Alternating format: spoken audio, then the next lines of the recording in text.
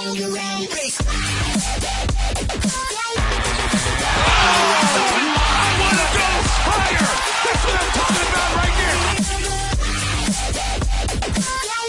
crosses over the fadeaway. Let me step back and kiss myself. MVP time. Oh, does anybody know how to post videos to Facebook? Oh my goodness, www.myface.com.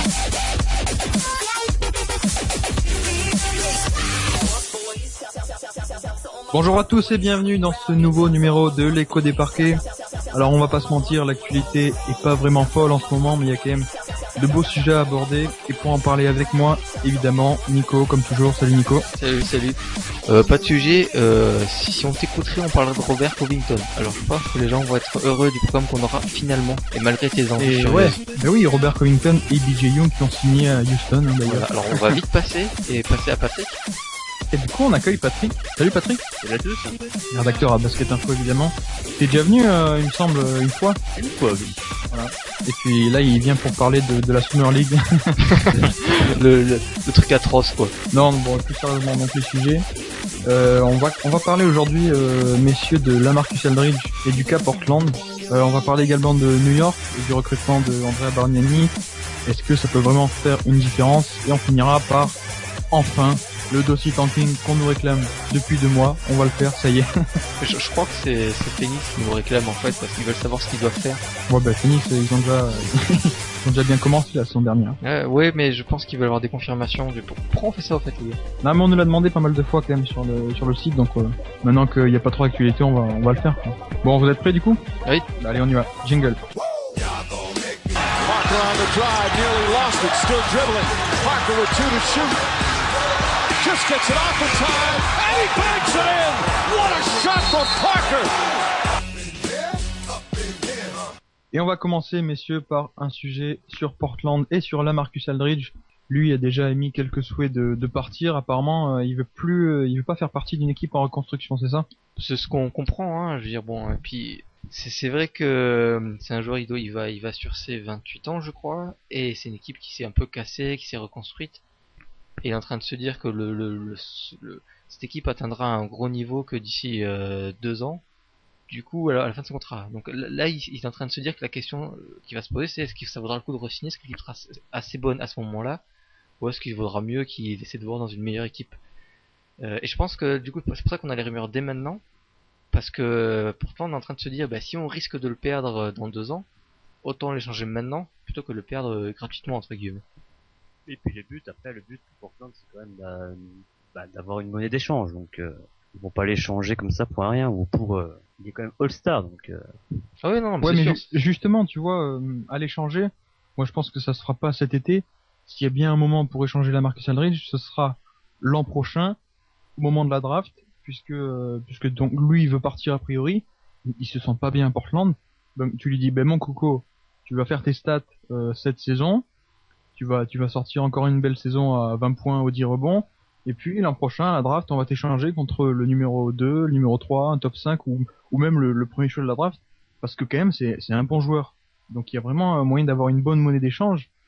Mais s'ils essayent de le faire avant la prochaine intersaison, je vois pas quel gros poisson ils pourraient, quelle monnaie d'échange intéressante ils pourraient avoir. Ouais, mais il y a un truc. je suis tout à fait d'accord avec toi parce que là c'est quasiment mort pour Portland parce que c'est quand même un joueur qui vaut 18 points et 8 rebonds par match donc c'est quand même pas rien et l'année prochaine pour 2014 il y a quand même une bonne draft qui est annoncée, il y aura quand même des agents libres de qualité donc je pense que Portland peut tirer un gros poisson pendant l'été 2014. Ils ont la maille pour prendre un gros free agent l'été prochain. Je suis pas certain parce qu'ils ont quand même re-signé pas mal de monde hein, Parce qu'il y a un truc ces derniers temps. moi je me demande si ça vaudrait pas plutôt le coup de le transférer cet été parce que justement là il a 2 ans de contrat là, alors qu'une prochaine il n'aura plus qu'une seule année. Du coup l'équipe qui sera en face dans 1 an elle se dira peut-être moi je vais pas prendre le risque d'échanger un bon joueur contre LaMarcus Aldridge. Du coup si ça se trouve il va rester chez moi qu'1 an, alors que si on le change maintenant l'équipe qui sera en face elle sera au moins assurée de l'avoir pendant 2 ans. Du coup elle serait peut-être plus encline à offrir une plus grande qualité en retour, non? Oui, c'est vrai que du point de vue de l'équipe qui l'échangerait, c'est comme tu dis, c'est mieux d'avoir la certitude de l'avoir 2 ans plutôt qu'une. Mais encore une fois, si tu te mets à la place de Portland, qu'est-ce qui pourrait t'intéresser dès cet été en échange d'Aldridge? Ah ça je sais pas, mais je veux dire l'année prochaine la question sera la même. Parce Ah qu'Aldridge. non, l'année prochaine il y aura des jolis choix de draft, alors que là la draft elle est déjà passée. Ouais, après je me demande quand même. Et puis après, Nico, alors je t'interromps, mais je pense que la draft peut être quand même une monnaie d'échange pour Portland pour 2014. Oui, je suis d'accord, mais est-ce que vous pensez pas qu'avec cette draft justement qui est annoncée, hein, on prend des pincettes, assez balèze, est-ce qu'il y aura des franchises détentrices de hauts choix de draft qui voudront prendre le risque justement d'abandonner un de ces futurs gros rookies contre Aldridge qui, même s'il est confirmé, a déjà 27 ans. Autant Je pense que oui, parce que c'est vrai qu'il y aura du talent sur tous les postes, donc a priori tu peux te dire que les équipes du top 5 voire même du top 10 voudront garder leur choix. Néanmoins, il y a toujours, et chaque année c'est comme ça, il y aura toujours une équipe qui sera pas forcément contente de son choix ou qui verra peut-être, je sais pas, au lieu de se dire je vais aller prendre un prospect qui même s'il est prometteur, ça reste quand même un prospect. Au lieu de prendre ça, je vais l'échanger contre un Lamarcus Aldridge, qui est quand même un joueur confirmé, qui est un All-Star, qui fait des stats, qui offensivement est peut-être un des 3 meilleurs ailiers forts de NBA. Oula. Ah si. Je sais pas, t'es pas d'accord? Je sais pas, faut que je vois la liste des ailiers forts. Je sais pas quand même, hein, Tu mettrais qui offensivement? Ah bah attends, monsieur, si ça change tout ça. Non mais vas-y, reprends, c'est pas grave. On va dire ça, un des top 3 ailiers forts. Non, voilà, c'est tout. Moi, comme je te dis, même s'il y a des super prospects l'an prochain, il y a certaines équipes qui pourront quand même se dire, au lieu de tenter le pari sur un rookie, même s'il est talentueux, je préfère un vétéran qui est All-Star et qui a du métier.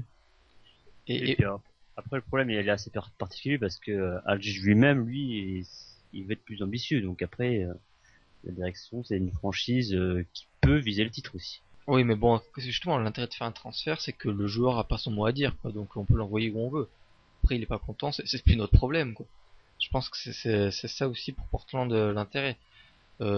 Et personne d'entre vous se met à la place de Portland avec l'idée que ce serait finalement bien d'essayer de faire tout pour conserver Aldridge, justement pour guider cette équipe un peu de jeunes et avoir toujours un pilier toujours présent. Vous risquerez pas de tenter de le prolonger à la fin de son contrat? Si, moi je suis vachement intéressé de le garder. Comme je te dis, c'est un des meilleurs ailiers forts de la ligue, offensivement du moins. Il a de l'expérience. Et puis il a que 28 ans, même 27 je crois. Oui, je suis d'accord avec vous, mais après, à partir du moment qu'un joueur n'a plus envie de rester dans une franchise, ça, voilà. Quel est l'intérêt de le garder? Mais la question c'est, est-ce que vous allez essayer de le convaincre que finalement c'est pas si mal que ça, que Portland d'ici 2 ans ce sera une belle équipe? Tu sais, c'est quand même une tête de l'art, hein, le Lamarcus Aldridge. Donc vous essayeriez même pas, quoi? Tu peux Je sais essayer. pas. Après, il y a un joueur qui me plaît bien depuis un an, qui est arrivé à Portland, c'est Thomas Robinson. Est-ce que ça peut être est-ce que c'est anticipé de la part de Portland ou pas? Je sais pas. Bonne question. Moi j'aime beaucoup aussi Thomas Robinson. Après je pense vraiment que là c'était plus l'opportunité qu'a joué que l'idée de remplacer Lamarcus Aldridge. Peut-être c'était un peu les deux combinés, mais je pense que c'était vraiment l'opportunité. Je pense que c'était les deux, ouais. Après, de nos jours, je pense que mettre Aldridge en pivot et donc Robinson en 4, c'est pas non plus inenvisageable, hein. Je sais pas ce que vous en pensez. Ça peut se faire, oui. Oui, surtout que Portland n'a pas vraiment de pivot. Quoique maintenant, ils ont quand même Robin Lopez. Ils ont eu Robin Lopez en échange, donc. Ouais. Ouais, non, mais pour revenir à Thomas Robinson, je pense que effectivement, ils ont fait cette affaire. Parce que c'était les soldes, hein. C'est un super joueur qui a été bradé. Mais derrière, il y a aussi cette idée que, bon, voilà, si Lamarcus Aldridge, si on n'arrive pas à le faire, à le raisonner, à lui donner envie de rester, on a quand même un gars super prometteur, 5e choix de la draft, que tout le monde a un peu oublié parce qu'il a pas joué, presque pas joué cette saison, mais qui reste quand même super talentueux et il y a moyen, dans le pire des cas, si Aldridge s'en va, il y a quand même moyen de combler le manque avec Robinson. Ouais, après Robinson, qui est un peu controversé en ce moment, même si moi je l'aime bien et toi aussi Patrick, et toi Guillaume, on s'en fout. Est-ce que vous pensez que il peut prendre le relais d'Aldridge définitivement? Ou c'est un peu tôt pour se poser la question? Ou est-ce que c'est un pari encore? Pour moi, c'est trop tôt. Oui, c'est pour ça que l'idée de fonctionner avec les deux pendant un an et d'introniser peut-être Thomas Robinson s'il fait une bonne saison, ben pourquoi pas. D'accord. Mais effectivement, là, si tu te sépares de la Marcus Aldridge maintenant, tu te retrouves avec une raquette Thomas Robinson, Robin Lopez, qui est Bah, vraiment ça pas dépend ce que folichonne. tu récupères en échange aussi. Parce que là, justement, le Ouais, fait mais de l'échanger maintenant, je pense que tu risques d'avoir une meilleure chose en échange maintenant que dans un an. Parce que là, il est un peu plus jeune que dans un an. Et il a 2 ans de son contrat qui court encore. Donc l'équipe adverse, enfin l'équipe qui fera l'échange, sera un peu plus encline à lâcher beaucoup. Parce qu'elle sait qu'elle aura un quasi All-Star pendant 2 ans. Plutôt que pendant alors 15 ou 15 semaines. justement, qui c'est que tu vois à Portland aller chercher? Ou qui c'est que toi t'irais chercher? Tu me prends un peu au dépourvu là. Écoute, parler. C'est pas comme si on avait les sujets depuis une semaine. Hein. Non, non, effectivement, je fais pas mes devoirs, je suis désolé. J'aurais pensé, mais là c'est un peu mort en ce moment, à Eric Gordon par exemple. Moi je pense que je l'aurais tenté. Bah, bon, faut dire que j'ai beaucoup confiance en Eric Gordon, malgré son année un peu difficile. Mais je le vois plus en leader que la Marcus Aldridge. Parce que c'est un problème, le Marcus Aldridge je l'aime bien, mais c'est clairement pas un leader. Défensivement il est un peu irrégulier. Du coup, qu'il soit le meilleur joueur de mon équipe, moi ça me pose un petit peu un problème. C'est pour ça que je suis vraiment pas contre d'essayer de trouver un échange pour avoir un joueur qui, à défaut d'être aussi bon, aurait un peu plus ce leadership peut-être. Patrick, t'aurais une cible, toi? Moi, j'aurais pensé à Kevin Love, moi. Oula, Ah, intéressant, intéressant. oula. Tu te sépares d'un éliphant un peu controversé pour un autre.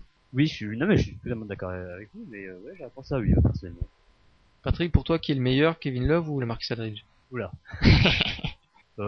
Franchement, je ne sais pas du tout. Après, Disons que l'avantage de Love, c'est que tu as le contrat qui est plus long et il est plus jeune. Du coup, si pour toi les deux joueurs sont de niveau égal, pardon. Après, il faut savoir une chose, c'est qu'il y a quand même quelques transferts proposés pour Avdij et il était refusé à chaque fois. Donc, Oui, ça m'a étonné quand même. c'est Ouais, quand même ouais. assez difficile de transférer, apparemment. On leur a proposé le premier choix de la draft. Donc bon, tu me diras, aujourd'hui c'est un peu le bordel, mais à l'époque c'était vraiment Nerlens Noel et Portland aurait sans doute pris Nerlens Noel. Finalement ils ont pas voulu. Moi je sais pas. Tu vois, c'est pour ça aussi ils ont eu quelques offres, ils ont pas voulu échanger. C'est pour ça vraiment Nico que je pense vraiment que si ça se fera, ce sera dans un an. Bah, après, la dernière news qu'on a, c'est le entre guillemets le camp d'Aldridge qui veut rencontrer le GM de Portland pour parler des possibilités de transfert. Donc peut-être qu'avant Portland a tout refusé parce qu'il voulait effectivement le garder, mais qu'entre temps Aldridge a dit bah il y a des rumeurs pas mal, peut-être que faut que je mette un coup de pression parce que c'est peut-être là j'ai peut-être une possibilité de partir quoi. Face à ce coup de pression éventuel, moi je suis Portland, je serais assez tenté de céder. Ouais, et est-ce que vous pensez que cette équipe de Portland a les clés pour d'ici un assez court laps de temps devenir une équipe vraiment compétitive et qui peut au moins faire un peu plus que la figuration en playoff? C'est-à-dire, moi je les vois pas vraiment, je vois pas une grosse marge de progression à cette équipe. Dans le sens où chacun des cadres, en fait, je pense, a un peu atteint sa limite. Lamarcus Aldridge, c'est un excellent joueur, mais je le vois pas progresser énormément non plus. Pareil pour Damien Lillard, on a déjà parlé pas mal. Même Nicolas Batum, je pense pas non plus qu'il va faire une saison MVP d'ici 2 ans. Wesley Matthews, pareil. Donc tu vois, franchement, en termes de potentiel de marge de progression, je vois vraiment pas grand chose. Après, il peut toujours y avoir un échange ou un joueur drafté qui fera la différence. Mais en l'état, je suis même pas sûr que ça puisse accrocher les playoffs. Ah, du coup, est-ce que ça vaut pas le coup de... Question, je vous interromps. Le transfert peut peut-être se faire avant l'été 2014. Toujours en 2014, peut-être autour du mois de février. Ah, tu penses?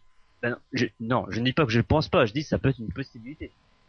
Ah oui, effectivement, ça peut être intéressant de voir au moins pendant les 6 mois qui viennent là, pour et après faire, mais plus les rumeurs, enfin comment dire, le camp Aldridge va faire savoir qu'il veut partir, plus pourtant on aura du mal à avoir quelque chose de valeur en échange quoi. chaque Oui, fois, c'est la loi du marché. voilà, chaque fois que les gens sauront que Aldridge met la pression pour partir, plus en face les mecs ils se diront bah j'ai pas besoin d'offrir trop de choses parce que de toute façon ils vont être obligés de le transférer d'ici peu. Du coup c'est pour ça que moi je suis pourtant je serais presque tenté de le transférer dès maintenant, même si c'est vrai effectivement que vos idées de tenter des choses avant de voir un peu c'est plutôt plutôt pertinent. Mais là je serais tenté de l'échanger un peu en espèce de pari, hein. Non seulement pour avoir en échange d'Aldridge le meilleur truc possible, parce que je pense que plus ça va aller, plus ça va baisser. Et aussi parce que, comme tu disais Guillaume, là on a un peu le sentiment que Steve Portland, même si elle est jeune, elle va plafonner assez rapidement. Du coup, je serais vraiment tenté voilà, de rebattre les cartes dès maintenant et de reprendre à quelqu'un de plus jeune qu'Aldridge, même s'il est moins fort, mais avec plus de potentiel. Je pense notamment peut-être à Brandon Jennings, peut-être. Alors, je vais me faire engueuler parce que tout le monde voit Lillard en meneur, mais moi j'ai un problème avec ça. Donc ça, mais ça c'est personnel. Donc je sais pas. Moi, honnêtement, je pense que je ferai le transfert. C'est parce qu'il t'a piqué ton goûter à l'école, c'est ça? Bien sûr, c'est exactement ça. Damien, tu Non, te retrouveras. c'est vrai que pour le coup, ça serait vraiment, ça peut être pas mal, mais je pense pas que Portland ait les sous pour s'offrir pendant Jennings. Bah, en échange de Aldridge. Signer un trade. Oula. Oula. Aldridge c'est quand même un trop bon joueur pour jouer à Milwaukee.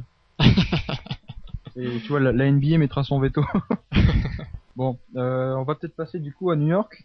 On n'a pas trop parlé, mais ils ont obtenu Andrea Bargnani. Alors messieurs, il faut que vous me disiez ce que vous en pensez, mais est-ce que ce sera suffisant pour franchir un palier? Patrick, je te laisse le plaisir de répondre à cette merveilleuse question. Personnellement, non, je pense pas. Je pense ils vont stabiliser leur niveau par rapport à la saison 2013. Après, il faut voir, peut-être qu'il y aura un renouveau pour Bargnani, peut-être. Mais je suis assez sceptique. Je pense que le niveau va rester le même. Un renouveau? Le niveau. Non, peut-être un renouveau pour l'italien du moins. Ah d'accord, moi j'aurais dit un nouveau, parce qu'un renouveau, il faudrait déjà avoir été bon avant. Vas-y Guillaume, lâche-toi, vas-y. Non, moi je balance ma des question vannes comme ça et je me tais. ma question c'est, faut-il le mettre titulaire ou pas? Ah parce que toi tu te poses, moi ma question c'était. Ah oui, je me pose la question. Ah moi ma question c'était est-ce qu'on le met sur le terrain ou pas? J'étais plutôt de l'avis de Nico en fait. Non mais faut avouer que quand je pose cette question là comme ça, je suis un peu dur parce que comment dire, Bargnani est quand même meilleur que ce qu'on en a vu récemment, parce que récemment on l'a vu que sur le banc en fait. Faut reconnaître qu'il vaut plus que ça. Après la question c'est que il est vraiment il a vraiment pas montré de belles choses dernièrement. Et moi ma question surtout c'est je sais pas, moi j'ai du mal à comprendre ce transfert. Vous allez me dire, hein, mais déjà New York n'a jamais été aussi bon cette année que quand Carmelo Anthony jouait 4. À ce poste-là, ils ont aussi Stoudemire qui bon a l'air de s'y faire son rôle de remplaçant, qui joue que 25 par match. Combien d'ailleurs? De quoi? Stoudemire, il fait combien? 20 millions l'année, c'est ça? Tu lui répéteras avant qu'il s'endorme. C'est le remplaçant. Non mais vas-y, continue la liste de poste 4, mais à la fin on va se rendre compte qu'il coûte cher ce poste 4. Il coûte cher. Donc déjà il y a déjà Carmelo Anthony et Stoudemire sur ce poste, qui sont juste les deux joueurs les plus payés de l'équipe, qui sont déjà sur à peu près le même poste. Sachant que Anthony en 3 et Stoudemire en 4 ça a jamais très bien marché encore. Du coup ils ont déjà ce problème là, et en plus ils mettent Bargnani dans ces pattes là. Et moi Bargnani pivot je veux pas voir ça. Ça peut dépanner, donc ça peut dépanner l'équipe adverse, on va dire ça. Parce qu'effectivement, déjà en 4, il prend pas de rebond, il défend pas trop. En pivot, ça c'est même pas lui, alors que c'est quelque chose de cardinal quand même, c'est le joueur qui couvre un peu, qui rattrape un peu les failles d'une défense, quoi. Là c'est même pas la question de s'y poser. Comment si en plus c'est Carmelo Anthony qui est en 4, c'est pas un vrai intérieur, donc déjà la raquette est complètement vidée de puissance, de tout ce que tu veux. Et Stoudemire, c'est pas non plus, la défense c'est pas non plus son délire ni les rebonds. Du coup, si aussi Bargnani est en pivot, il y a plus de raquette du tout. Non, mais je suis d'accord avec toi, Nico. Bargnani en pivot, c'est voilà. Mais du coup, tu le mets où, Patrick Bargnani? Je le mets où? Moi. Oui. Ça, c'est la question. Hein. Voilà. Donc... Non, mais je pense franchement déjà, qu'il va sortir du banc. Déjà, c'est un poste 4. Après, moi, personnellement, ce serait sur le banc. Après, mais du coup, t'aurais Stoudemire et Bargnani sur le banc ou après, pourquoi pas mettre Meta World Peace en tant que titulaire. Oh, il y a lui aussi en plus. Ouais. Il peut jouer sur le poste 3 ou 4. Ouais, bah lui ça va, on peut laisser en 3. Hein. Mais la question. Je sais pas, hein, ça colle pas vraiment avec la philosophie de New York, qui jouait avec vraiment 3 petits extérieurs toute la saison. Oui, mais est-ce qu'ils jouaient comme ça parce qu'ils avaient un peu le sentiment qu'ils avaient pas le choix en fait. Est-ce que ils avaient construit une équipe de manière bancale et quand ils ont commencé un peu la saison, au début, tu te souviens, enfin vous vous souvenez, ils jouaient avec Anthony en 3 et de manière en 4 et Chandler en 5. Ah oui. Oui, au début, oui, au début. Voilà, ils ont vu que ça marchait pas. Parce Donc, que Chumpert, parce que Chumpert était blessé. mais t'es sûr? Mais quand il est revenu sur la fin de l'année, c'était vraiment, c'était 3 petits, c'était Raymond Felton, Jason Kidd qui a été ensuite remplacé par Pablo Prigioni. T'avais Iman Shumpert en 3 qui faisait justement pas mal de dégâts parce qu'il y avait beaucoup de avantages désavantages par rapport aux autres postes 3. Et t'avais Carmelo Anthony en 4. Oui, mais le fait de jouer avec 3 petits sur les lignes extérieures, est-ce que c'était un choix délibéré ou c'était la nécessité oblige quoi? Parce que quand ils ont construit l'équipe, ils n'ont pas vraiment prévu de poste 3 en dehors de Carmelo Anthony. Parce que je suppose, il me semble que ils voyaient que Anthony allait s'occuper de ce poste-là, que c'était réglé. Qu'en cas tu restes Stoudemire, c'est réglé. Bon, après Stoudemire s'est blessé et ils ont vu qu'en plus Anthony, ça marche avec leur jeu, ça marchait mieux en 4. Du coup, ils ont bricolé ce truc avec 3 petits extérieurs. Mais cette année, quelle est leur stratégie? Ça, j'ai du mal à voir. Après, pour revenir sur le cas donc de Bargnani, moi je pense que le problème c'est que c'est un bon joueur, mais à Toronto, il était en fait attendu comme le franchise player en fait, et c'est un rôle qui lui va pas du tout. Du coup, peut-être à New York, ne plus être l'option numéro 1 de l'équipe, eh ben, peut-être tu vas arriver à en faire quelque chose de bien. Peut-être, mais le problème c'est que Ouais. vas-y Nico, je t'en. moi ce qui m'inquiète c'est que même si on avait un Bargnani au sommet de sa forme, le génial Bargnani, ce qu'on aura ce serait juste un scoreur et un scoreur avec du shoot avec un pourcentage pas toujours exceptionnel et du scoreur avec du pourcentage en shoot avec du pourcentage pas exceptionnel, c'est un peu déjà ce qu'a New York avec Anthony et est-ce qu'au contraire ce qu'il ne leur faut pas c'est pas à des joueurs un peu différents? Bah après, l'un n'empêche pas l'autre. Moi je suis d'accord qu'il faut aller chercher un intérieur absolument, il faut aller chercher un pivot remplaçant pour jouer derrière Tyson Chandler parce que on l'a vu en playoff, ça a manqué et ils sont pas arrivés à en trouver un. Il n'empêche que moi dans ce système de jeu beaucoup de 3 points très offensifs de New York, Andrea Bargnani finalement pourrait bien s'intégrer. En sortie de banc évidemment, pourquoi pas même coulisser par moment sur le poste 3 vu que voilà, il aime pas beaucoup le rebond, il aime pas beaucoup s'approcher du cercle. Donc pourquoi pas. Et moi justement, ce qui me fait peur, bon, allez, admettons qu'il soit bon de façon offensive, ouais, passons. Mais moi, c'est la défense personnellement qui me fait peur, parce qu'en défense, excusez-moi, mais il vaut rien quoi. Oui, Stoudemire et Carmelo Anthony aussi. Hein. Oui. Non, mais ce qu'il y a, c'est un truc, c'est que moi je trouve que New York, j'ai du mal à suivre leur stratégie parce que enfin, je sais mais pas. même eux, ils ont Non, du mal oui, à même suivre eux, leur je propre suppose que stratégie. Je crois que Isaiah Thomas a jeté un sort sur cette équipe et que ce sort est toujours pas terminé parce que leur équipe, je veux dire, je pense pas qu'ils se soient renforcés avec Bargnani. Ils ont apporté du shoot, mais à la rigueur, ils ont juste un peu upgradé Steve Novak en fait. Je sais pas si... Oui, c'est ça. Là où je te rejoins, c'est que Andrea Bargnani, finalement, c'est une version peut-être un peu meilleure et plus complète que ne l'était Steve Novak et Chris Copeland, mais finalement beaucoup plus cher. Voilà. Et avec les mêmes faiblesses. Donc, c'est vrai que de ce point de vue-là, moi j'aurais peut-être gardé Copeland et Novak qui eux étaient vraiment en défense et au rebond vraiment exécrables, mais qui pour le coup te coûtaient moins cher. Donc avec cette économie d'argent, je serais peut-être allé chercher un pivot remplaçant digne de ce nom. Moi, ce que j'ai trouvé dommage, c'est le départ de Copeland. Ça.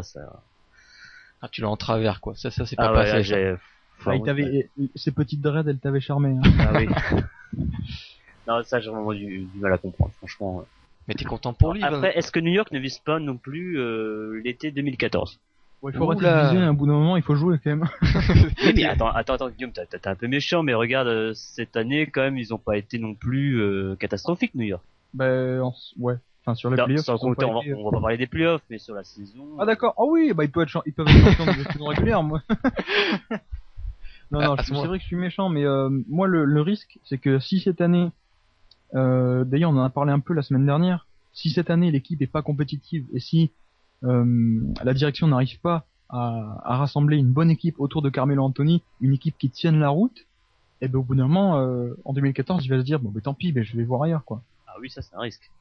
Oui, parce que finalement, New York, depuis avant même 2010, ils n'arrêtent pas de reconstruire. Là, cette année, l'année qui vient de passer, c'est la meilleure équipe qu'ils ont eue depuis, je sais pas, presque 10 ans. Oui, oui, 10 ans totalement. Oui. Et pourtant, elle est quand même pas géniale. Elle est même mal foutue. Il y a du talent, mais elle est pas bien structurée. Et pourtant, ils ont bossé dessus. Ça fait 10 ans qu'ils bossent dessus. Ah, Et je dirais pas 10 ans, mais bon. bah, disons que après, pas 10 ans, mais à un moment donné, comment dire, ils ont raté plusieurs opportunités. LeBron James, Dwayne Wade, tout ça en 2010.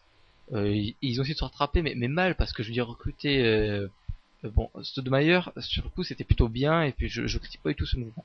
Mais après, faire venir Carmelo Anthony, c'était aussi une bonne idée sur le papier, mais ils l'ont fait à un prix immense, qu'ils ont lâché plein de joueurs qu'ils auraient pu garder. Enfin, c'était plus ça le problématique, et en plus on s'est rendu compte que le duo Stoudemire-Anthony ça marchait pas. Et derrière ils vont se rempiler avec un pivot défensif, donc plutôt complémentaire certes, mais un peu surpayé et en plus pas toujours en bonne santé, et tout ça en dégarnissant complètement les postes arrière, notamment celui de meneur, qui pour moi aurait pu être un peu l'élément qui aurait permis un peu d'orienter tout ça et de bien utiliser tous les talents qu'il y a. Chose qui est toujours négligée, et encore plus maintenant que c'est Bargnani qui vient combler un peu plus de salary cap.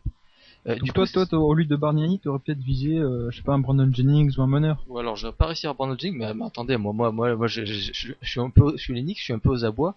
Moi je cherchais Grévis Vasquez, hein. Y a pas de, là je fais plus la. Oui, parce qu'en plus il coûtait pas cher du tout. C'était pas cher. Après on n'est pas à l'abri d'un réveil de Raymond Felton, mais ça commence à faire un moment qu'on l'attend ce réveil quand même, hein. Donc je sais Non, pas. quand même, il a bien commencé la saison l'an passé, mais c'est vrai qu'au bout d'un moment, New York était solide en défense, mais en attaque c'est un peu le bordel.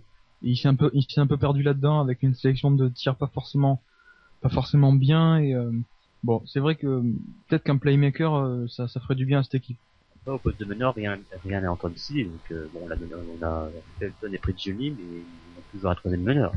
Ah, toi, tu cherches, comment dire, t'attends qu'un génie t'offre un meneur, en fait, c'est ça? Non, j'ai pas jusque là, mais ça reste quand même très faible. Prigioni et Felton pour la saison. Ah oui, oui, mais je veux dire, le problème, c'est qu'il y a pas de moyens. J'ai pas de qui pourrait engager, ni comment, quoi. Moi je vois qui? Brandon Triche.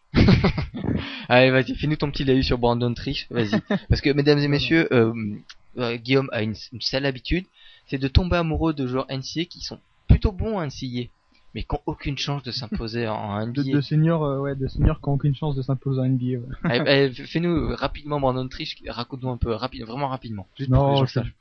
non, bah c'était le copain de Michael Carter Williams en fait dans le backcourt. Donc c'est lui, enfin, il a pas fait des grosses stats au niveau passe décisive parce que c'est pas lui qui avait les clés du jeu, mais c'est quand même un bon gestionnaire. Bon, voilà, ça c'est dit.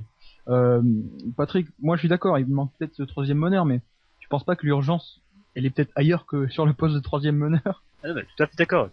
Bah, je pense que dans l'idée de Patrick, l'idéal ça aurait été presque un troisième meneur qui soit meilleur que les deux autres, en fait. Ah d'accord, qui émerge, d'accord. Et pourquoi pas Sundiata Gaines alors? Non, bah, moi je vais me proposer, je pense que à ce niveau-là, un peu. Mais Non, pas le choix. le truc aussi, c'est que est-ce que peut-être que New York finalement va balayer tout ce qu'ils ont fait là et jouer un peu comme disait Patrick déjà, jouer la free agency. Alors ils pourront pas la jouer l'année prochaine parce que l'année prochaine, même si Carmelo Anthony peut faire sauter son dernier année de contrat, c'est pas le cas de Stoudemire, ni de Tyson Chandler, ni de Bargnani, ni de Raymond Felton. Du coup, ils sont un peu blindés, je pense.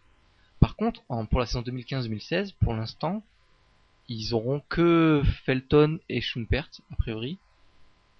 Du coup, Redis-nous son joli nom. Schumpert Schumpert. Schumpert. Ah, parce qu'il il vient des Ardennes, lui, non? C'est pas ça? Il vient de Pau. Il vient de Pau. Donc j'en suis presque à me demander si New York, d'ici peu de temps, ils vont pas se rendre compte que ils vont réussir à rien faire, parce que là, on est bien d'accord, cette équipe-là, elle va plafonner. Je suis même pas sûr qu'ils fassent mieux que ce qu'ils ont fait cette année-là. sachant que cette année-là, déjà, je pense que c'était une surprise, que les équipes d'en face savent un peu mieux les gérer et vont réussir à les contrer plus facilement. Oui, et puis Nico, cette année, c'était peut-être l'exception. L'an prochain, Derrick Rose qui retourne à Chicago, Chicago qui a une belle solidité défensive, ça va retourner au top. On a vu Brooklyn qui a fait un super recrutement, ça aussi ça va retourner au top. Indiana qui est dans la stabilité mais qui a vraiment de belles certitudes, pareil, ça va jouer les premières places. Finalement, pour New York, ne serait-ce que décrocher une première place, enfin une place dans le top 4 pour les playoffs, bah, ce serait déjà peut-être un exploit. Ouais, je pense que vraiment les dirigeants de New York vont se dire, on va miser l'été 2004. Bon, ils ont fait ça en 2010, ils ont fait ça en 2004 je sais pas, 2015, oui, parce que comme je te disais, c'est en 2015 qu'ils auront plus les contrats de Stoudemire, d'Anthony sûr, même si ce sera peut-être un an avant, ils ont plus le contrat de Tyson Chandler, plus celui de Bargnani, et voilà, donc il leur restera que celui de Felton et de Iman. Mais je veux dire, c'est triste à pleurer de voir cette équipe qui sera obligée d'encore une fois d'essayer de chercher de vider son effectif pour faire la pêche au gros, sachant qu'ils font ça et ça fait depuis presque 10 ans qu'ils font ça, quoi. Bon, on va conclure là-dessus et on se retrouve juste après le jingle pour parler du tanking. Et là, il y a des choses à dire. Allez, jingle. Back out Green. Green off the dribble. Drives inside the Duncan. Blocked by James. What a rejection. James on the drive. Leans in. Banks it in. Tie game. Et on est de retour pour parler du tanking, ce fameux dossier tanking que vous nous avez réclamé. Alors d'abord, qu'est-ce que le tanking, Nico? Définition s'il te plaît. Oui, alors le tanking est une pratique ignominieuse qui consiste à faire plus ou moins exprès de perdre des matchs, quelle que soit la méthode, hein, en faisant jouer 35 minutes les remplaçants ou en mettant sur la liste des blessés des bons joueurs. Enfin, vraiment l'idée de vraiment perdre les matchs. Pourquoi perdre des matchs? En NBA, ce qui est bien, c'est qu'il n'y a pas de relégation, donc on peut perdre des matchs, pas de grosses pertes. Et comme la NBA est assez généreuse, elle s'est dit dans sa tête, on va essayer d'utiliser la draft pour compenser un peu les niveaux des équipes et aider ces équipes, l'équipe les plus faibles, celles qui auront fait les plus mauvais bilans, en leur donnant le plus de chances de récupérer les plus hauts choix de draft. Voilà, la NBA comme tous les sports américains finalement. Comme tous les sports américains, mais les autres sports on s'en fout.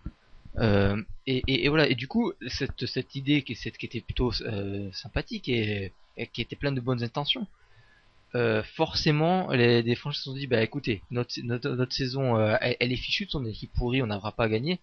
Au lieu d'essayer de quand même grappiller quelques victoires, au contraire essayer de perdre le plus de matchs possible pour avoir le plus de chances à la draft, parce que effectivement l'ordre de draft, du moins les 3 premiers choix, sont décidés par une loterie, et la plus mauvaise équipe est celle qui a le plus de chances. Alors, je crois qu'il y a donc des balles de ping-pong hein, avec chacun un nom. Je crois que la plus mauvaise elle a 250 boules, c'est ça? Et la dernière elle doit avoir une ou deux, je sais plus. Enfin, la dernière équipe non playoffable. Donc En gros, en fait, plus t'as un mauvais bilan, moins t'as de chances d'obtenir le premier choix, mais il y a quand même une chance. Il y a quand même une chance, voilà. Voilà, par exemple, on va faire un petit point historique. Par exemple, Orlando en 93 obtient le premier choix alors qu'ils avaient un bilan équilibré 41-41, ce qui était phénoménal. Oui, ils avaient genre 1% de chance de l'avoir, quoi. Un truc comme ça. Et donc, du coup, ils avaient sélectionné qui, Nico? Chris Webber Échangé contre Anthony Hardaway. Très bel échange d'ailleurs, même si risqué, mais très bel échange. Qui a failli donner une dynastie. Mais ça, c'est un autre sujet. Quand on aura peut-être en live un jour, je sais pas.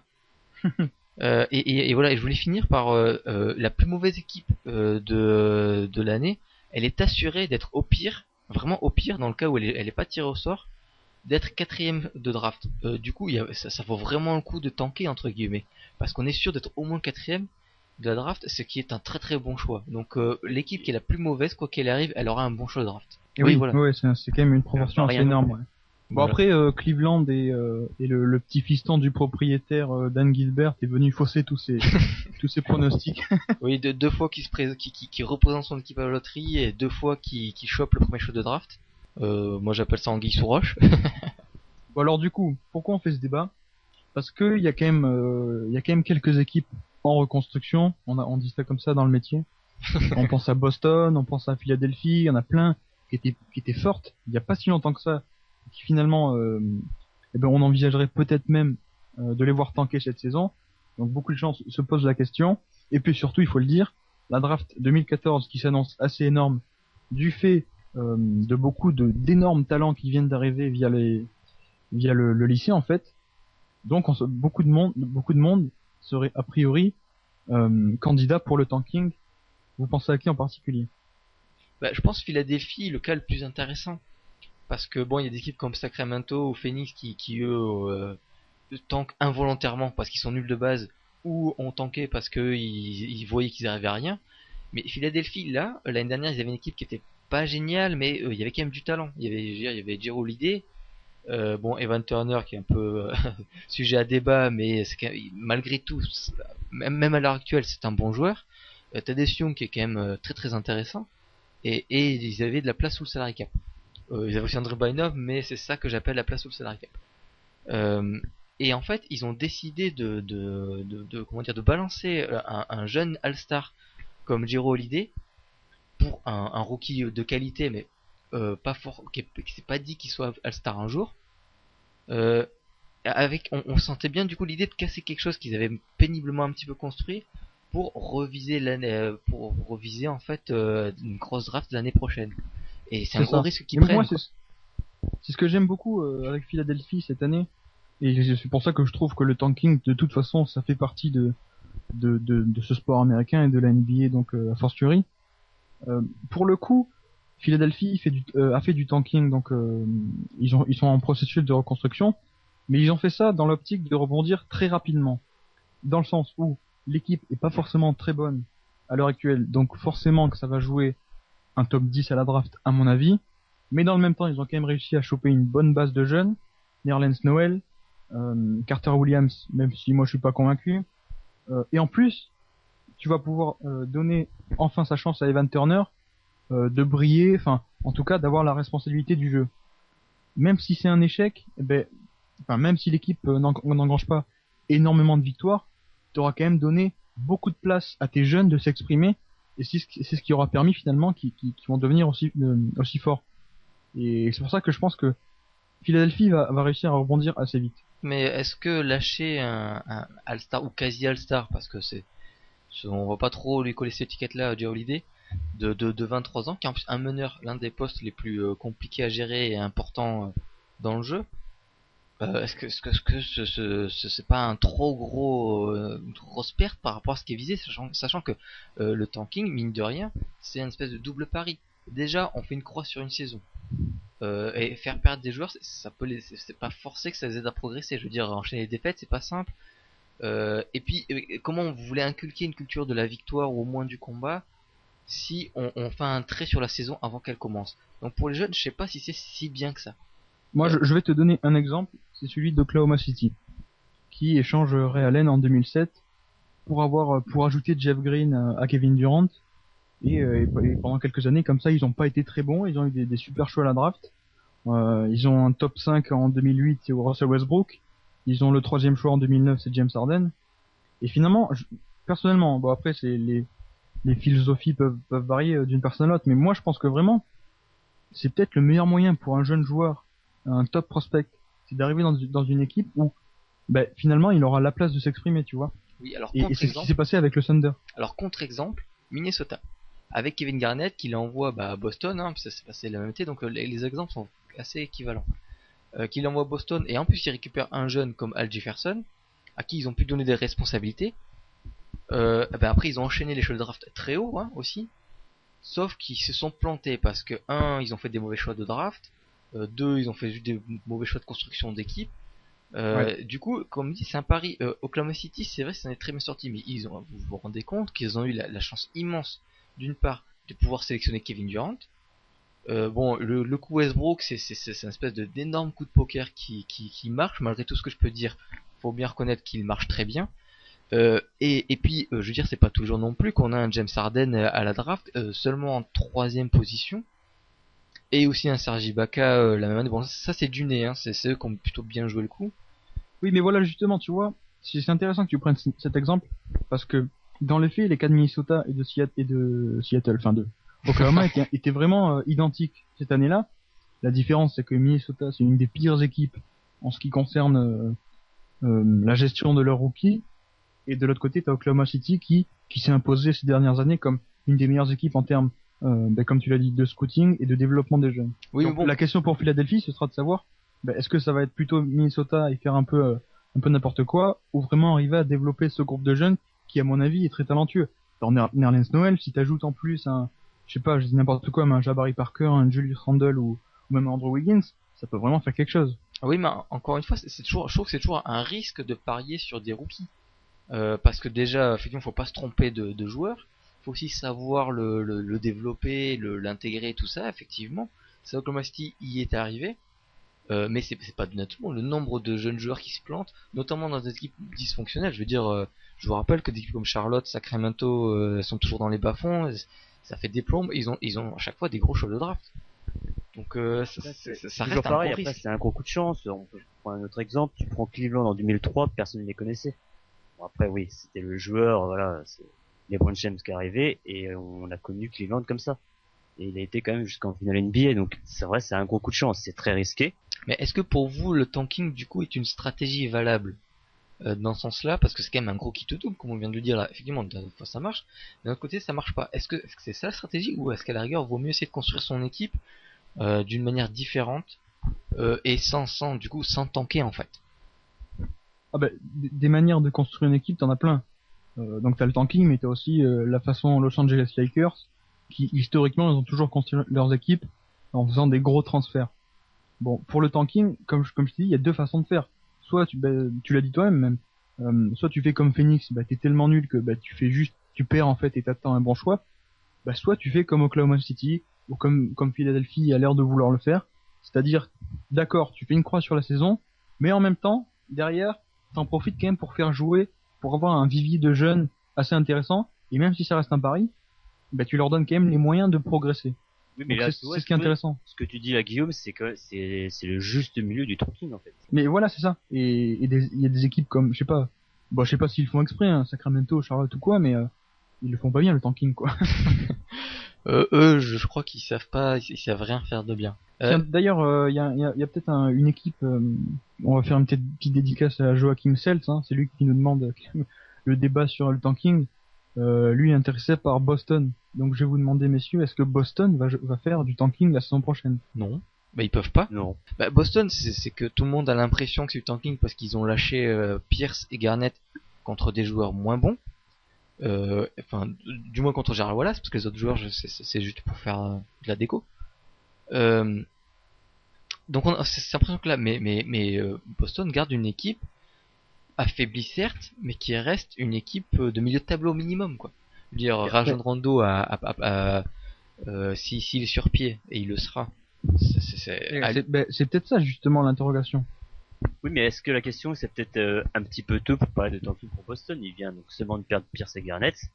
Après, bon, comme le disait Nico, il y a quand même Rondo qui revient la saison prochaine. Donc après, certes ils sont affaiblis, mais c'est pas non plus une équipe catastrophique. Donc est-ce que le tanking sera une stratégie peut-être pour 2014?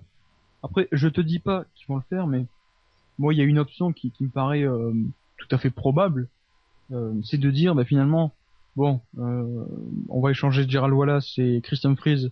D'ailleurs, c'est sorti, hein, c'est pas moi qui l'invente, c'est sorti, Danny Ainge l'a déclaré. Finalement, échanger ces joueurs contre des tours de draft ou contre des tout jeunes joueurs et dire à Rondo, bon, entre guillemets, si t'as envie de prendre quelques mois de repos pour vraiment soigner ton genou, ça nous dérange pas du tout. Si tu veux, tu peux même prendre l'année entière pour soigner ton genou, ça nous dérangera pas.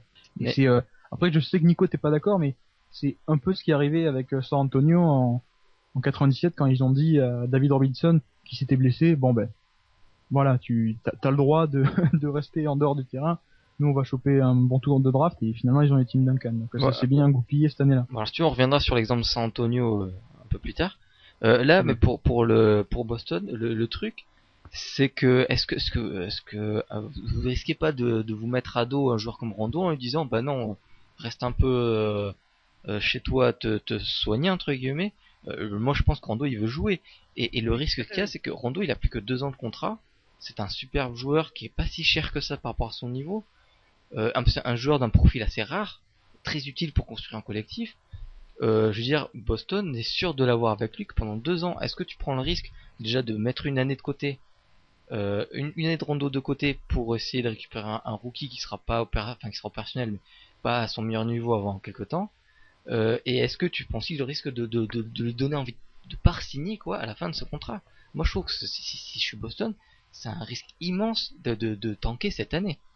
Oui, je suis d'accord. Et puis, surtout du fait qu'il n'y ait pas que Rondo. Il y a quand même Jeff Green, il y a quand même des, je sais pas, des Brandon Bass ou des joueurs quand même assez corrects finalement. Et même si tu dis à Rondo de pas jouer de toute l'année, il y aura quand même certains joueurs pour te gagner quelques matchs. Et bon, et pour San Antonio, alors petit rappel, hein, San Antonio c'était quoi? C'était en 96.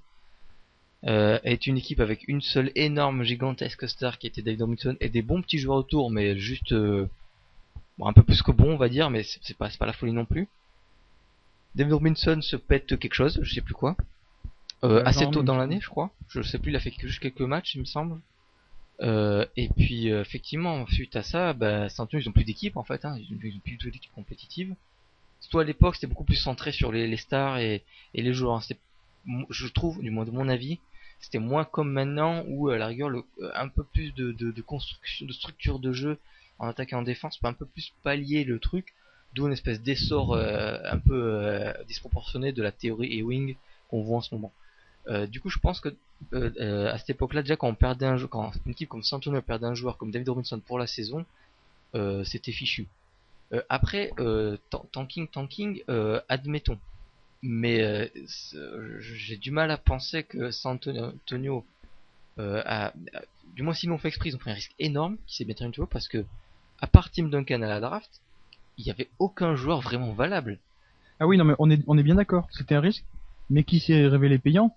Et d'ailleurs, parce que Boston finalement avait fait la même stratégie et eux pour le coup ils avaient vraiment bien tanké. C'est-à-dire, j'avais lu un article il y a pas longtemps comme quoi qui te racontait que le coach, dès qu'il y avait un joueur qui commençait à être bon sur un match, mais il était obligé de le sortir parce que sinon il risquait de gagner le match. Tout ça pour dire que donc cette même année Boston avait joué Tim Duncan enfin parce qu'il y avait que ça, ils avaient perdu et on connaît la suite mais en effet oui c'est un pari mais finalement San Antonio a gagné le pari donc tu peux pas le reprocher ça. Ouais, alors je m'en souviens pas vraiment, hein. Puis je sais que tu as des articles de ça, mais je me méfie un peu des reconstructions a posteriori. Je la sens un peu grosse celle-là parce que comment dire, je pense qu'effectivement San Antonio a arrêté de jouer, mais que disons ils ont fait ça à partir du moment où David Robinson s'est pété la jambe pour la saison. Oui, oui évidemment. Mais du coup, je pense que même si David Robinson était revenu en fin de saison, ça aurait rien changé, c'était déjà fichu. Donc Oui, je pense pas que la stratégie de dire à David Robinson de revenir un peu plus tard était vraiment une stratégie de tanking, mais que c'était plutôt ça aurait été bête de refaire venir un mec blessé sur les fins de saison, parce que je pense que c'était encore pire que le cas d'Eric Rose, quoi. Il y avait déjà pas de playoff, des trucs comme ça, donc dans tous les cas ça servait à rien de le faire jouer. Donc de là à dire qu'ils ont poussé David Robinson à pas revenir sur le terrain afin d'avoir un gros draft, ça ça me paraît bizarre. Après je m'en souviens plus du tout de l'époque, j'étais tout minot. Et vous voyez donc à part Boston et Philadelphie dont on parlait, vous voyez d'autres équipes qui finalement pourraient bien jouer le tanking? J'ai un petit soupçon sur Phoenix parce que je pense que du moins je pense qu'ils savent pas comment dire, ils savent pas encore dans quelle direction aller. Du coup je pense qu'ils vont vraiment sérieusement tenter la saison, mais que d'ici 2 mois ils vont peut-être se dire bon on n'arrivera à rien avec l'équipe en l'état, donc autant autant perdre. Moi voilà, je mettrais un petit pied surtout ils ont des jeunes, ils ont drafté des très jeunes aussi, ils ont drafté Alex Len qui est vraiment un joueur à long terme. Et pareil pour Archie Godwin, Bledsoe qui est un jeune qui a besoin de jeu. Je pense pas qu'il sera vraiment aussi bon qu'on le dit, et du moins pas maintenant. Du coup, je pense que c'est vraiment une équipe typée pour pas briller maintenant en fait. Du coup, je pense que la stratégie logique c'est aussi tu vois le marché des transferts pendant l'été, ça n'a pas été très mouvementé pour Phoenix, donc ça peut être probablement une stratégie pour Phoenix. Il y a Toronto aussi, peut-être. Oh, quand même, ils ont un bel effectif, Toronto. Oui, Enfin, mais un bel effectif. Il est, comment dire, il est pas assez bon pour les playoffs, mais il est un peu trop bon pour viser les premiers choix à la draft. voilà, d'où un problème qu'on va ressortir. L'un des problèmes de la loterie, justement, c'est que c'est qu'il y a des équipes c'est qu'elle récompense des équipes qui sont plus faibles que des équipes qui sont un peu meilleures, mais pas assez pour que valoir le coup. Mais ça, on y reviendra un peu après, je pense. Non, mais oui, mais Toronto, comme déjà, ils aimeraient bien voir Andrew Wiggins, hein, le Canadien. Bon, ça c'est un peu. Lui d'ailleurs, il a dit qu'il voulait jouer à Toronto. Oui, mais bon, ça coûte rien de dire ça, hein, à part se faire un peu plus de fans au Canada, quoi. Ouais, puis de toute façon, je pense que la NBA va interdire ça parce que vu le phénomène médiatique, si ça va à Toronto, c'est un gâchis quoi. Ouais, bah tu sais, c'est une belle capitale économique, Toronto, donc pour ce qui est de l'argent, développer le basket au Canada, je pense que ils seraient contents d'avoir des gros contrats télé là-bas, la NBA. Donc non. Oui, surtout qu'il y a un très bon vivier de jeunes au Canada depuis en peu, ce moment. oui. Donc non, je pense pas que ce soit trop ça le problème. Après Toronto, bah moi je sais pas, Toronto, comment dire, ils ont des jeunes intéressants. J'ai du mal à croire en Rudy Gay. Sans que Rudy Gay, s'il veut, il part l'année prochaine. Hein. Il a une player option sur sa dernière contrat. Donc, oui, mais enfin, il sera quand même là l'an prochain pour faire le tanking ou pour justement pas le faire. Oui, mais je veux dire, comment dire, l'équipe de Toronto pense un peu plus long terme que ça, donc pas forcément avec Rudy Gay. Du coup, si on n'a pas Rudy Gay, c'est peut-être bien d'avoir un meilleur rookie, le meilleur rookie possible. Du coup, d'où l'intérêt de faire peut-être du tanking. Mais ça reste des hypothèses. Et sinon, autre équipe, bah, évidemment Orlando. Ah oui, Orlando. Ils ont pas Orlando, le choix de toute façon. vous pensez au tanking vous. Ah mais de fait, je veux dire, même en disant leurs joueurs, allez on joue à fond les gars, on fait tout ce qu'on peut. Bah c'est quoi, vu l'équipe qu'il y a, ça sera du tanking de fait quoi. Et tu vois, là aussi, ça me rappelle beaucoup Oklahoma City. Une équipe, à mon avis, ils vont donner la priorité aux jeunes. Bah, je sais pas, Victor Ladipo, Mo Harkless, Sandro Nicholson, tout ce bon groupe de jeunes. Ils vont peut-être mettre de côté les joueurs, les vétérans, qui à l'heure actuelle sont un peu plus forts, mais ils vont les mettre de côté pour peut-être perdre un peu plus de matchs. Genre Dwight Howard il y a 2 ans. Non, je sais pas. Comme exemple, non, il y en a pas. On va enlever Jameer Nelson, on va donner la priorité à Victor Ladipo. Peut-être que sur du court terme, ça sera pas bien, mais justement c'est le but quoi. Oui, et d'ailleurs tu faisais le parallèle avec Oklahoma City, et je crois me souvenir, mais vraiment de souvenir, donc à prendre avec des pincettes, que justement cette année-là, l'année juste avant d'avoir Kevin Durant, donc avant d'avoir le deuxième choix de draft, il me semble que justement ils avaient pas vraiment tanké, ils avaient une équipe toute pourrie, mais qui jouait à fond. Donc ils perdaient, mais en jouant à fond. Donc c'était pas officiellement du tanking. Et pareil pour Portland, qui avait eu le premier choix de draft, qui avait aussi une équipe toute pourrie. Et il y avait cette espèce de rumeur qui disait que les 2 premiers sont 2 équipes qui étaient, je crois qu'elles étaient, je veux dire dans l'ordre des chances, 5e ou 6e, un truc comme ça les deux. Et avec entre quelque sorte, la NBA avait plus ou moins, alors, c'est la rumeur, hein, manipulé les ordres de draft, enfin la loterie, pour que ces 2 équipes-là qui avaient pas tanké aient les plus gros choix de draft. Et celles qui avaient tanké, qui étaient je sais plus. La conspiration David Stern. Voilà, alors alors, moi je vais pas rentrer dedans, mais c'est intéressant de savoir que finalement Oklahoma City à cette époque-là, on a fait un peu le parallèle un peu vite fait, n'avaient pas fait un pur tanking, ils avaient pas dit à leurs joueurs de freiner, au contraire, ils avaient dit de jouer normalement. Juste, ils étaient nuls. C'était Seattle hein, à l'époque. Effectivement, c'était Seattle. Mais ça va être dur à suivre cette histoire. mais du coup, effectivement, eux, ils avaient pas dit à leurs joueurs de tanker, mais ils avaient une équipe tellement pourrie que de toute façon, de fait, c'était ça. Et je pense qu'Orlando, c'est un peu, ça va être le même effet. Justement, et là, ça devient intéressant. C'est pas du vrai tanking. C'est pas on dit aux mecs de lâcher l'affaire. On leur dit de jouer à fond. Et jouer à fond, ça permet de construire des automatismes, de développer un esprit un peu guerrier et un peu de victoire, quoi. Bon, après, effectivement, les défaites peuvent quand même plomber le moral des joueurs et les cramer. Et le trop de responsabilité peut cramer. Ça, c'est un truc qu'on a peut-être pas dit. Tanker, d'accord, pour avoir des gros choix de draft, d'accord, mais les joueurs que tu les donnes, les foutre sous le projecteur comme ça, leur donner plus de choses à faire qu'ils ne sont capables, tu peux aussi les cramer à ce petit jeu-là. Je veux dire, si toi, à ton boulot, on te demande de faire 10 millions de trucs, ou du moins d'avoir la responsabilité de ton chef, tu vas pas t'en sortir, tu vas te noyer et tu vas te paumer. il y a des joueurs qui sont plantés comme ça. Je veux dire, je prends peut-être, alors je sais pas si C'était la métaphore du jour, signé Nico. c'était beau, hein. C'était beau.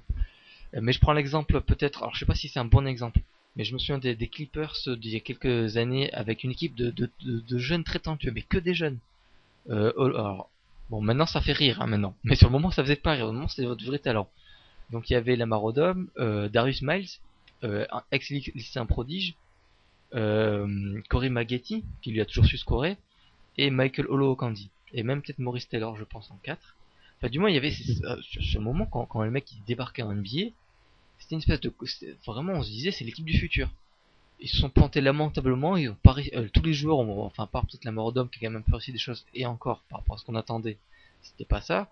Mais tous les joueurs sont restés à peu près au même niveau où ils étaient, et on peut peut-être mettre sur le dos cette idée de les responsabiliser un peu à outrance dès le début et de leur donner tout de suite les clés d'une franchise.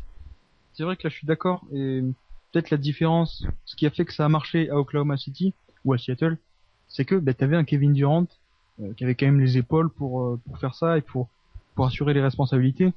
Quand tu regardes l'effectif d'Orlando, tu vois pas forcément ce joueur qui ressort du lot, quoi. Il y a des bons jeunes, mais il n'y a pas forcément ce leader ou cet attaquant superbe qu'était Kevin Durant. Après, c'est vrai que en ce qui concerne Orlando, ce serait pas du tanking proprement dit. Donc ils ont le droit. Mais oui, je vois ce que tu veux dire. Il n'y a pas de déshonneur en tout cas, parce que c'est pour ça en fait. Le Parce tanking. qu'après, il faut revoir une chose sur le tanking, c'est quand même ça a quand même un enjeu économique aussi. Donc quand Tu peux nous expliquer? oui, mais il y a pas de souci. Déjà, Non, mais pour les auditeurs. bien sûr. Après déjà, par rapport à la beauté du sport, donc c'est déjà un manque de respect envers le sport, par rapport à l'équité, envers les fans. Et puis il y a cet enjeu au niveau du marketing. Tu vends moins de billets, tu vends moins de maillots, donc forcément il y a quand même pour certaines franchises, ça peut jouer sur certains millions de dollars, donc ça peut être un risque aussi. Je sais pas si vous me suivez. Ah oui, tout à fait. Non, mais c'est vraiment foutre en l'air une année, se mettre un peu à dos des fans, surtout ceux qui ont payé un abonnement, parce que les prix quand même un billet sont absolument énormes. Du coup, oui, et surtout l'abonnement, tu le payes un an avant. C'est-à-dire que les abonnements pour la saison prochaine, ils sont déjà payés. Donc imagine, tu payes ton abonnement à je ne sais quel prix exorbitant, tu te rends compte que ton équipe finalement elle va faire jouer le fond du banc pour choper un premier choix à la draft, t'es quand même vert en tant que supporter. Pareil, intéressant. Vous vous souvenez la cohue que ça avait fait cette année, quand Greg Popovich a sorti Tim Duncan, enfin ses gros joueurs du match on n'a pas fait jouer pendant le match contre Miami pour les reposer. Oui. C'est une espèce de tanking contexte différent quand même. Hein, oui, c'est quand même pas la même chose. Hein. Attends. C'est entre guillemets, c'est sacrifier un match, hein, plus ou moins. Vous êtes d'accord? Sauf que l'Orlando ou les autres équipes, le tanking serait sacrifié une saison. Je veux dire, si Popovich a une amende pour un match sacrifié, qu'est-ce qu'on devrait faire est-ce qu'on ne devrait pas appliquer la même chose pour une équipe qui sacrifie toute une saison? Tiens, c'est parfait. Transition parfaite par Nico. Alors, on va du coup débattre pour finir. Est-ce que la NBA doit prendre des sanctions, justement, comme tu l'as dit? Est-ce qu'il faut trouver des solutions concrètes, c'est-à-dire via des amendes, via des pénalités, voire pénalités pendant la loterie? Est-ce que vous avez des solutions, vous, pour ce tanking? Avant de parler de solutions, il faut dire une chose, c'est que le tanking actuellement NBA, il est toléré. Ah bah oui, ça personne qui ne l'interdit. Après, il peut y avoir différentes solutions. Moi, je pensais soit pénaliser en nombre de chances au niveau des choix de draft. Oui, mais alors comment tu prouves qu'une équipe elle tank? Oui, c'est ça le vrai problème, je pense. C'est comme le flopping en fait. C'est exactement comme le flopping. Et encore, flopping, t'as des images, tu peux un peu deviner, mais c'est un subjectif. Je veux dire, en général, bon, pour l'instant ça se fait. Mais si on met une règle, ça se fera plus. Les équipes diront plus on tank.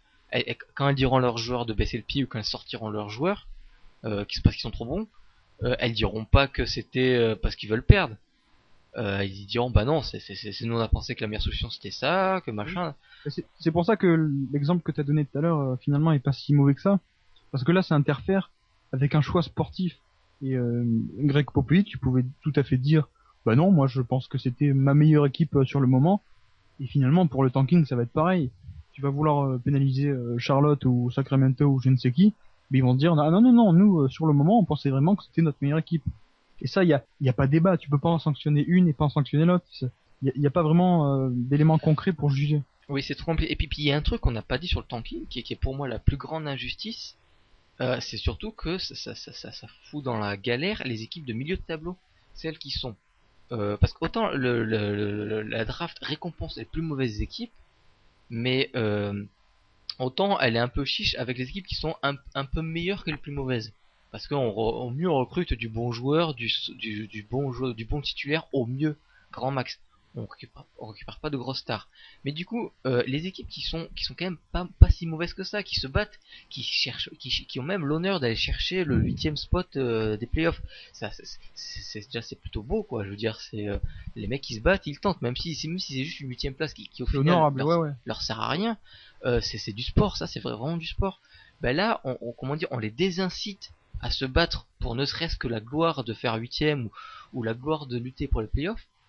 Et même on les pénalise par une équipe qui est quand même un peu meilleure que les plus mauvaises, parce que eux finalement ils ont aucun moyen de s'améliorer, parce qu'ils ont pas la draft, ils ont très rarement un choix suffisamment haut, ils sont pas assez bons pour avoir du free agent de haut niveau, ou alors ils sont pas assez sexy, ou voilà. Enfin, en général c'est Milwaukee, c'est Indiana qui est bon, qui est jamais très genre cette équipe là, c'est pas une équipe qui chope des gros free agents, quoi. C'est pas les Lakers. C'est pour ça que je suis tout à fait d'accord. C'est pour ça qu'une équipe comme Utah, qui justement jouait le jeu depuis quelques années, mais qui plafonnait à un niveau assez moyen, qui luttait pour les playoffs, mais il n'y avait pas, encore une fois, il n'y avait pas de marge de progression énorme, bah finalement ils se sont dit bon bah on arrête de jouer le jeu, on laisse filer Al Jefferson, on laisse filer Paul Millsap, on prend les contrats d'Andris Biedrins, de Richard Jefferson, on prend des tours de draft, et finalement ce qui va arriver, c'est que Utah va tanker après avoir passé quelques saisons à essayer de faire le job. Et oui, et ce qui est scandaleux, c'est que après avoir, excuse-moi Patrick, après avoir eu presque la possibilité de se qualifier en playoff avec une équipe pourrie, mais ils ont eu les valeurs de manière assez héroïque, ils ont quand même réussi à aller loin. Moi, je les voyais vraiment bas. Hein. Ils ont réussi à se lutter ça, et là, effectivement, ils vont peut-être avoir une meilleure équipe en tankant que en étant presque en playoff. C'est un peu absurde. Donc c'est vrai que et puis dernier élément pour que d'équipes du milieu qui n'arrivent pas à monter en grade, contrairement aux équipes plus faibles, c'est que c'est une équipe qui met le tableau, c'est qu'elle est bonne et pas suffisamment pour avoir des vrais bons pour vraiment même monter des gros échanges. Il n'y a aucun moyen de récupérer un vrai bon joueur. Même l'échange n'est pas suffisant, parce que s'il lâche des joueurs, comme l'équipe est déjà pas est déjà juste moyenne, s'il lâche des joueurs en échange de bons joueurs, disons qu'ils auront juste équilibré les choses, quoi. Ouais. Sur le marché, un 12e choix de draft, ça nous amène à se demander, est-ce que, je dis pas que c'est ce qu'il faut faire, mais est-ce qu'il faudrait faire un tirage au sort de façon égalitaire à ce moment-là? Voilà, c'est là où je veux en venir, mon ami. C'est ce qui se passait au tout début, hein. Ça a évolué. Bon, c'était pas exactement égalitaire, mais au tout début, c'était vraiment, ça se rapprochait plus de l'équité, de l'égalité, avec tout le monde a un peu le même nombre de chances.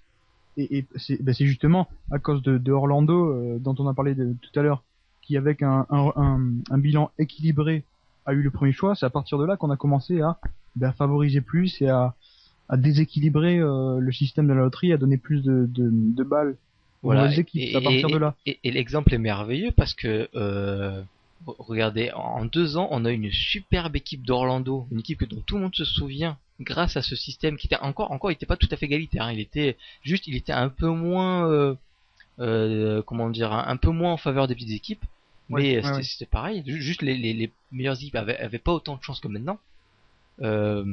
Et voilà, on a une superbe équipe.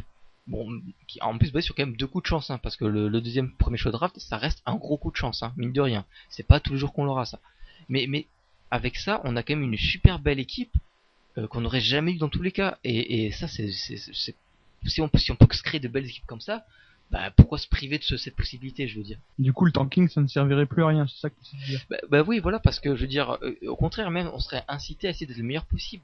Parce que, alors moi, c'est vraiment la théorie que j'ai, et puis j'avais écrit un truc là-dessus la dernière fois.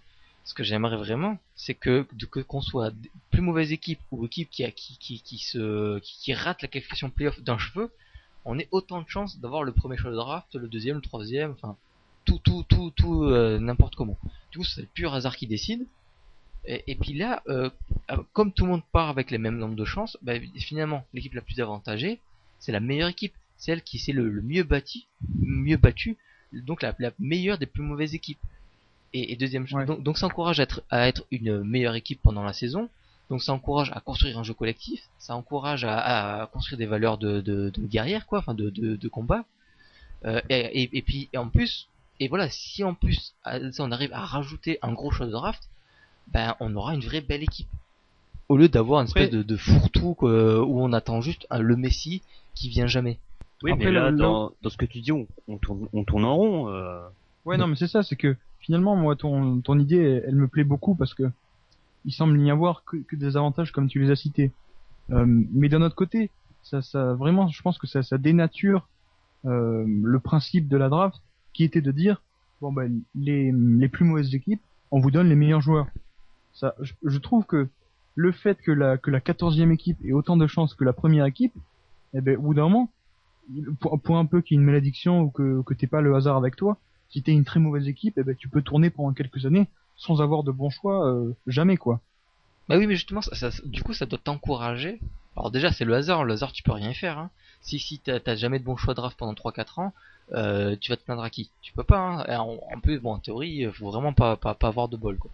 Et deuxième chose, bah justement, ça va t'obliger à trouver des stratégies, des astuces, d'être un peu ingénieux dans ta construction d'équipe, tu sais, trouver des perles, des mecs inconnus qui sont bons, utiliser des revanchards, justement pour te construire autrement que par la draft, tu vois. Parce que sinon, là, les équipes, elles attendent la draft, elles attendent le Messi. Et s'il y avait pas cette certitude d'avoir un chose de draft, bah, tu serais obligé d'un peu te sortir les doigts du nez et d'essayer de construire une équipe d'une autre manière. Et ça peut être avec un recrutement plus fin. Je veux dire un peu essayer de prendre l'exemple de San Antonio, quoi. Je veux dire San Antonio sera bien, ils ont fait leur équipe hormis Duncan, leur équipe avec des bouts de chandelle, hein. Ouais, avec deux premiers shots de draft. Bah Tim Duncan. Et Dave Robinson. Oui, non, mais d'accord, mais ouais, tu pars sur 20 ans, sur 10 ans, quoi. Sur l'équipe actuelle. Ouais. Non, mais d'accord, mais deux des 4 titres, c'était quand même avec David Robinson. Un seul. Deux. Bon, deux, si, Ouais. si tu veux, mais je veux dire, San Antonio, je te dis, c'est encore là maintenant, hein, donc David Robinson, ça fait belle lurette. Oui, non, mais on est d'accord. Oui, non, mais Et- c'est vrai que et- l'exemple de San Antonio qui fait du travail et qui va chercher des joueurs fin de premier tour, deuxième tour, c'est un bon exemple. parce que Tim Duncan à Sacramento, je me doute, je sais pas s'il aurait eu un titre de sa vie, hein. Donc voilà, il y a vraiment, c'est là d'enforcement. Et puis autre argument contre le tanking, enfin plutôt contre le fait que les plus mauvaises équipes et les plus hauts draft, c'est que finalement c'est plutôt défavorable par rapport aux futures stars, parce que justement ce sont des équipes mal fichues, mal construites, qui attendent qu'une chose, c'est qu'il y ait un super mec qui leur sauve la mise et qui leur fait tout. C'est ce qui est arrivé à John Wall, là. On leur a dit bah t'es numéro de draft, t'es super fort, vas-y sors-nous de la galère. Et c'est à partir du moment où Washington a compris que ça suffisait pas de juste donner les clés à un jeune talent, qu'il fallait un peu construire autour, que il commence à montrer des choses intéressantes. Et du moins, Washington, je trouve que c'est un très bon exemple. Ils ont bénéficié de la draft, mais c'est aussi parce qu'ils ont commencé à essayer de construire une vraie équipe que là ils commencent à être prometteurs. Sinon ils tournaient en rond, ils n'arrivaient à rien construire, alors qu'ils avaient eu un premier choix de draft. Et voilà. Et c'est intéressant parce que justement Washington avait très très mal commencé l'année.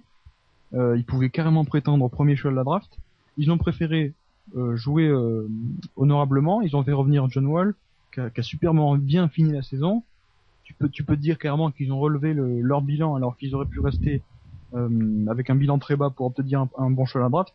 Et finalement, le hasard, on va dire le hasard, hein, pas David Stern, le hasard fait qu'ils étaient censés avoir la 8e place, ils ont eu la 3e.